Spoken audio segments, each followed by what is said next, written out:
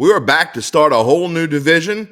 It's Tuesday, and that means we're with the AFC North. We're starting the second half of our NFL team previews, number 17 of 32, here on bet.nola.com, powered by the Datitude Podcast.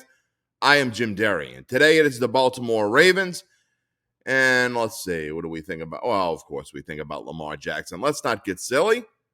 The sixth-ranked offense in the league by yards last year, but it was a rough year for the Ravens. 8-9, looked like things were going smoothly.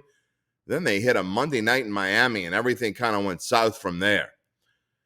It was a different kind of year for the Ravens. They were not very good defensively. They were 23rd in the NFL, although points allowed, they were 19th, so they were a little bit better there. Now, where do they go this year? After an 8-9 season, there's only one way to go, and we know one thing. Coach John Harbaugh does much better, usually, when he has a bad season. They come back and go gangbusters the next season. He is in his 15th year now with the Ravens. But I don't want to give any spoiler alerts, and it may not be what you think, so don't leave us just yet. Here's what worries me when you talk about the Ravens. What was their big acquisition this offseason? Well, let me think. Marcus Williams, was that their biggest offseason acquisition? Saints safety, the man who whiffed in the Minneapolis Miracle game? He didn't have that great of a year last year, if you ask me. Their defense, again, 23rd ranked last year. I wasn't impressed. It's hard to be impressed. So what is going to make them better this year? I'm not 100% sure. So to me, that means everything falls on the shoulders of the offense. Now, their offensive line may be a little bit better than they were last year, but last year, frankly, they were middle to lower tier. And Lamar Jackson, of course, the thing he has going for him, being a former MVP, is that he can run around and get away from people. But we all know that he's not always the most accurate quarterback in the NFL. J.K. Dobbins is a fantastic running back, but he's coming off of an ACL injury. He just was removed from the PUP list. He's just back at practice. And I know we're 4 weeks from the start of the regular season, actually a little more than 4 weeks, but does that mean he's going to be a full go? I don't trust guys coming off ACL injuries, not at running back. It's a little bit easier when you're talking about a quarterback who doesn't move around a lot. You look at Jameis Winston, who suffered another injury, by the way. That's a whole different story. We'll get to the Saints in a month, or a little less than a month. But when you're talking about a running back, it's a little bit different with the cuts they have to make, the moves they have to make. And I'm not impressed with this Ravens wide receiving core at all. I mean, look at their depth chart. Number one on the wide receiver in depth chart is Rashad Bateman, followed by Devin Duvernay. They traded Hollywood Brown to the Arizona Cardinals. So now you have Rashad Bateman, Devin Duvernay.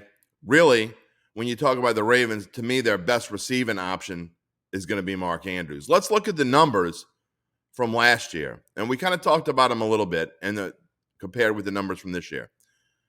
Now, they come in with an over-under of 9.5 wins. And you got to pay a serious amount of juice to get that 9.5. Minus 145 to get the 9.5 at Caesars, which means they're 10 in a lot of places. If you like the under, you can get value there, minus 9.5. Which leads me to their schedule. Going to their schedule, they're going to have to do, this Ravens team is going to have to do extremely well right out of the chute. Kind of like a couple other teams that we've already talked about. You're going to know a lot about this Ravens team, to me, when they get to their bye week in week 10. Because if you look to start off, they better be 2-0. Jets and Dolphins. You better win both of those games. If you plan on being in the playoffs, you plan on being a 10-win team and getting past that over and possibly getting in the playoffs. 10 wins should be good enough in this new playoff system. Doesn't mean it will be. But then you got at New England, Buffalo Bills, Cincinnati Bengals, a much improved Giants team. Tentatively, the first game for the Cleveland Browns with Deshaun Watson, although I'm not so sure that Deshaun Watson will be back by then. Then you go at Tampa Bay and at the Saints before a little bit of a breather. I'm telling you right now, we can get to my predictions because we're going to have Adam Chernoff coming up. I'm not going to spend a whole bunch of time on this preview because I'm going to tell you I don't like this Ravens team. I hate betting against them because they were bad last year. And again, like I said before, John Harbaugh, generally, when he has a bad year, they come back and they back it up with a good year. But and this division isn't all that tough. Their schedule, in the grand scheme of things, isn't all that tough. I just don't like this team. I don't love their offensive line. I don't think they have enough offensive weapons for Lamar Jackson to be successful. And I don't think their defense is any better than it was last year. So easy schedule or not, that chunk in the middle of the season, really from week 3 to the bye week, it's tough. And so, I mean, if you're looking at a 4-5 record, are they going to get past 10 wins in the second half? That schedule opens up a little bit in the second half. They do have winnable games. In fact, Carolina and at Jacksonville right out of the chute after the bye week, but I'm not buying this team. If anything, I'm taking the under. I probably won't bet them at all. You know what? I have a sneaky suspicion our expert is going to have something to say about it. So let's get right to him. I don't care if he doesn't believe me.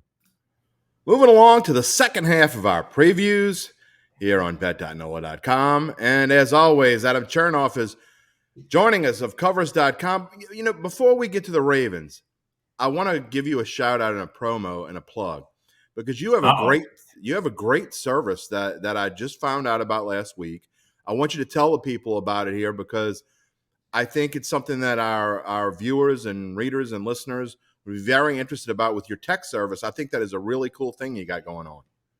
So it's tough to get a lot of people betting on something together without the lines moving. And so there's anywhere between sort of 3,000 and 4,000 people betting on something that I'll send out. And so I've tried to bring everything together with the text service. So it's free to join if anyone's interested. You just send a text message. I'll read the number off. I'll go through it slowly, but it's 1-310-359-0435. And what will happen is you'll get a text anytime we go live on Covers with the show or I'm making a bet. And so you'll be able to get the text and hopefully act quick enough where you're beating the line moves. It's just you'll get text updates, really simple, free to use, and anyone can join in at any time.